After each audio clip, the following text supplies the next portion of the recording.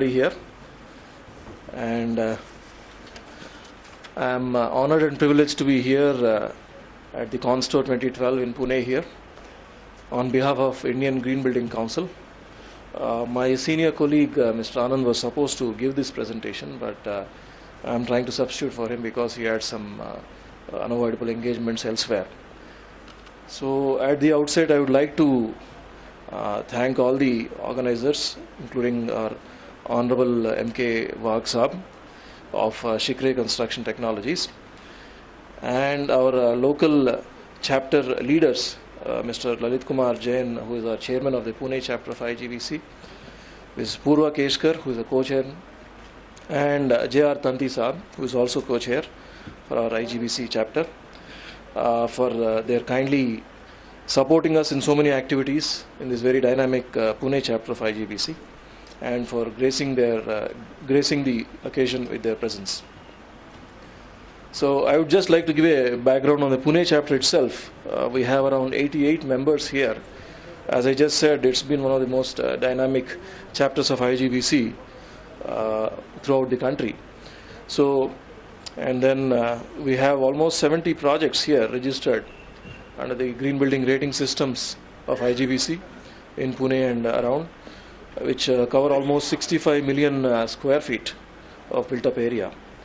So we once again thank all the leaders of the Pune chapter. So here I would like to try and I've been given a one hour slot. I don't know how much I'll be able to do justice to that, but I'll try my best. So I would like to talk a little bit about the green building movement in India, which has been, we can say, spearheaded by Indian Green Building Council, which is a part of CII, and also talk a little bit about the impact it has had on the building construction industry in terms of technologies, its engineering, etc. So in terms of CII Saurabhji Godrej Green Business Center, out of which IGBC is based, it is a model of a unique public-private partnership between CII, Government of Andhra Pradesh, USAID and Piroj Shah Godrej Foundation. So you can see that different stakeholders have come together to float this, in the cause of the environment. So it's a center of excellence for energy, environment, green buildings, renewable energy, water and climate change activities in India. So we thought that we should not just talk green but also walk what we talk. So we tried to pioneer, IGBC has tried to pioneer the green building movement in India by having the first platinum rated LEED building outside of the US in India, in the Hyderabad GBC campus. So it's also the third platinum rated building in the world, and at that time it had the maximum amount of credits, what we call, in terms of how green it is. So that has kind of from 2004 onwards, when the building was commissioned and occupation started, it has kind of pioneered a green building movement in India.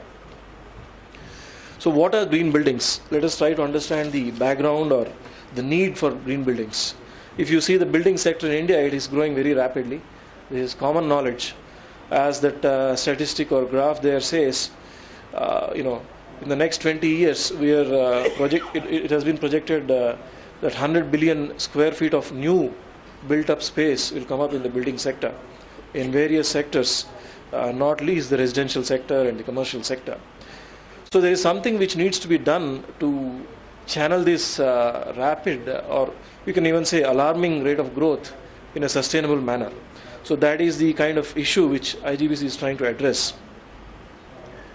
So what is the need for green buildings? As we just said, green building, the building sector is growing, and the building sector is a major contributor to global warming, is the common environmental concern.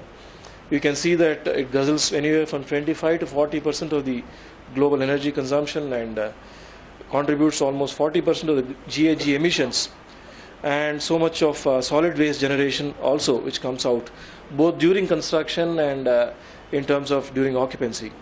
So there needs to be a sustainable approach given for the building industry. So what is a green building? A green building may look and feel like a conventional building at a first glance, Externally, both may look alike. And in terms of building use, any building that you can think of, regardless of its use as a residential or a commercial or an office or whatever type of building, all of them can be green buildings, or it could be a commercial, conventional building as well, non-green.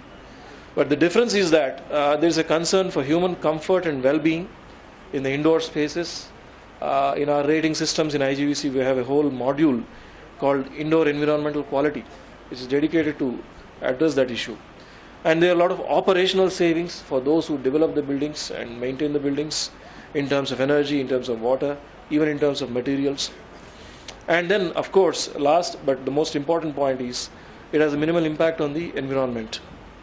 So it tries to make a bridge between, the what we call traditional or previous to the industrial age, all the buildings were green, and we know that. But now we are in the thick of a environment or built environment where everything is away from nature. So we are trying to make a bridge between that. So you can say a definition of a green building is that one which uses less water, optimizes energy efficiency, conserves natural resources, generates less waste, and last but not least, provides healthier space for the occupants.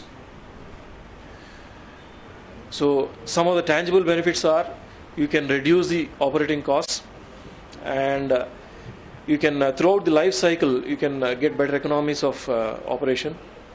So here some statistics have been measured by us over buildings which have been rated in the last 10 years or so. So there is both a reduction in the initial investment. Actually, there is a reduction throughout the life cycle. But if you make an apple-to-apple comparison, you will find that there is a reduction in the initial investment as well for a green building as compared to a conventional building. So there are also intangible benefits. There's a reduced impact on the environment, which is the most important intangible benefit, and there are health and safety benefits. There have been research findings which show that an office which was functioning in a conventional building, when it moved to a certified green building elsewhere outside of India, there was an increase in the productivity of measurable increase in productivity and reduction of absenteeism in the range of 15%. So there have been some statistics like this which show that there's an improvement in the productivity when people work in a green building. And I can perhaps say that the best example of that is our co-chairman Saab is also here, Tanti Saab. The campus which we have in Pune, Suzlon on Earth, is probably one of the best examples of that. How a green building can really enhance productivity and provide a better quality of life for the people who work and live there. So a quick overview of IGBC services which it has developed over the last 10 years. The vision of IGBC is to usher in a green building movement in India and to facilitate India to become one of the leaders in green buildings globally by 2015. And I think we can all take pride in saying that the number of certified buildings in terms of footprint is in the top 5 globally for India today. So services which we offer are green building certification, which is a core service, and green building training programs.